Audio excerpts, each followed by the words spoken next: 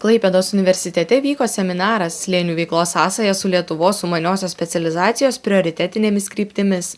Šio seminaro tikslas buvo apsvarstyti ir aptarti, ką jūrinis slėnis gali suteikti Lietuvos sumaniosios specializacijos strategijos prioritetinėms kryptims ir veiksmų programoms bei jų integracijos galimybės 2014–2020 metų ES struktūrinių fondų finansavimo laikotarpiui.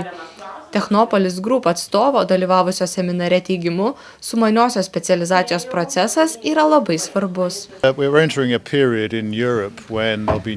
Mes patenkame į laiką, kuomet Europoje bus pasiekiamas naujas finansavimas 2014–2020 metais.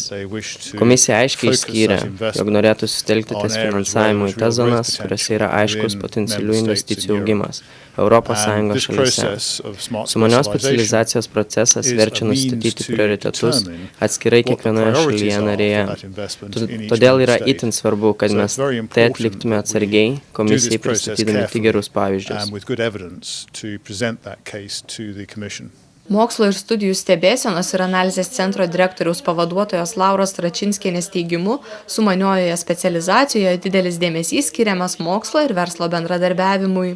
Sumani specializacija tai yra ES tam tikros gairės, kaip reikėtų susiplanuoti ir nusistatyti prioritetus, į ką numatomos yra planuojančios investicijos į MTEP infrastruktūrą, į mokslinius tyrimus ir į verslo bendradarbiavimą. Pagrindinis yra fokusas, tai yra akcentuoti du pagrindinius polius, tai yra mokslą ir verslą, kad jie sutartų dėl pagrindinių tyrimų ir kad tie tyrimai būtų vėliau įveiklinti ir komercionalizuoti Lietuvos rinkoje arba už jos ribų.